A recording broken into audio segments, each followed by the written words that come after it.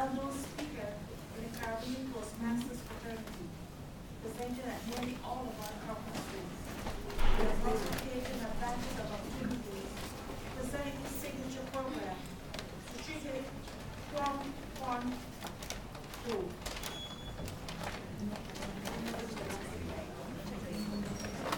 In negotiations in Vietnam in 2018. He has taken leadership lessons learned in Toastmasters and applied them in other areas of his life.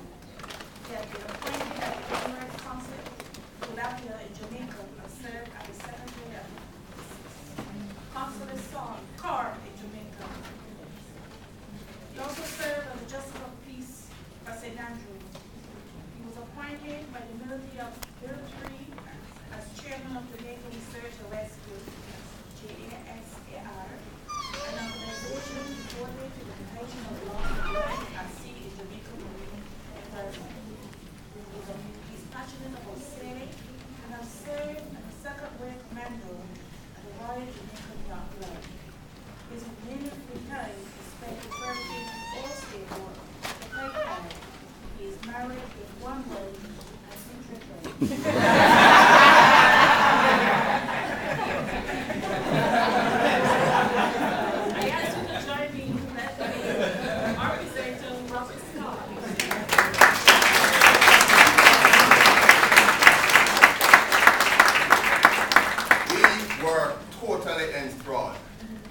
Tears were streaming down some people's eyes. Many of us made decisions that altered our lives in that very moment from hearing her speak.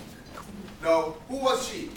Was she some big professional speaker that appeared on Oprah that we jetted into the island? No. Was this at a $5,000 plate fundraiser to raise funds for some political party? No. Was this at some very exclusive hotel? No. The occasion simply was to send off or a manager. And this young lady was simply a member of the staff whom we mentored. And she came and she really spoke authentically from the heart. And she had not a dry eye in the room. Now, I was the next person going on to speak. Now, I did as Toastmaster caucus. I prepared my presentation. I rehearsed this. Put a sprinkling of humor there and the appropriate gestures there. And when they called up to me to speak, really? Okay. And I went up and I got the applause. And I think I did a good job. But she tore the house down.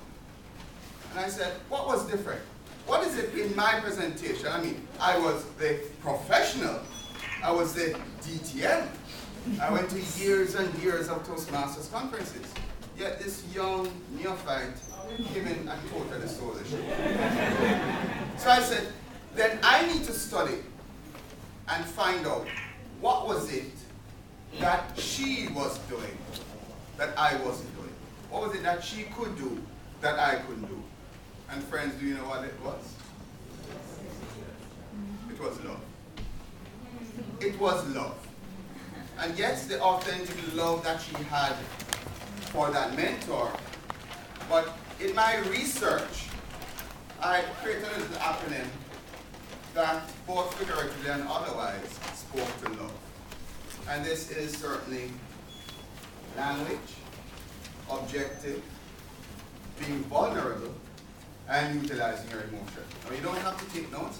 I have the handouts that you will get right after they're already printed, because I didn't want to be presenting to your head tops. So I want us to speak a little bit about love. But before, I want us to really understand, what is authenticity? Can anyone here share with me what their concept of authenticity is? Being genuine. No. Open a hand.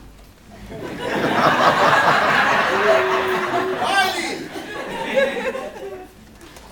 And then anybody. Truth. Truth. Okay. Truth. My truth. Your truth. I got it. You like to the park, please, governor. And you had your hand up. Being genuine. Being genuine. I mean, sometimes speakers wear fakes. I'm horrified. But you're quite right. Yes, we are fakes a lot of times. And we're going to be touching on that. Yes. The real deal. The real deal. Yeah? Being real. Absolutely. Great. I would say talking from the heart. Talking from the heart. Because that's absolutely where love resides. Absolutely. What's over here? I saw another hand. Yeah. Being your own self. Being your own self. It's actually hard to be anybody else's self. But it's so important to be your own self. So I think we're on the same page here. So we know exactly what it is to be authentic. But are we really authentic? Or do we try to be authentic and in return become inauthentic? Yeah? So let's look at this a little bit more. Authenticity, as defined by the dictionary, is your undisputed credibility. Yes? It is the quality or condition of being authentic, trustworthy, or genuine. Let's look back at credibility. Some of us, this is an aside though, but it's a necessary one. Some of us are afraid to get before some audiences and speak. Do we have anyone in this room like that? You can raise your hands. And why? Especially if it's in certain professional settings, we don't want to speak because we're experts. And we don't know as much as they. But can I suggest to you that you are experts at you? And you're called upon to speak because of who you are, not because of your PowerPoint slides. Friends, you could email it to them. And if you could email it to them and don't have to go, then everything will be solved. But they will be happy. Because there's something that you have done in your life that you have internalized all that information, transformed it inside, and the output is what makes you who you are. And it's giving you the results that you're having in your life. True? So don't be afraid again. Remember, you are an expert at being you. No one can say that didn't happen to you on the 5th of January, 1975, unless you weren't born then. Yes? So you are an expert. And that expertise is what your audience really wants to hear. I'm not going to be touching a little bit more on that. So we have our credibility, then being authentic, trustworthy, and genuine. Now, why is trustworthy necessary? Being trustworthy necessary? Can anyone share with me? Let me ask you What a you're different. saying credible. What you're saying is credible. Absolutely.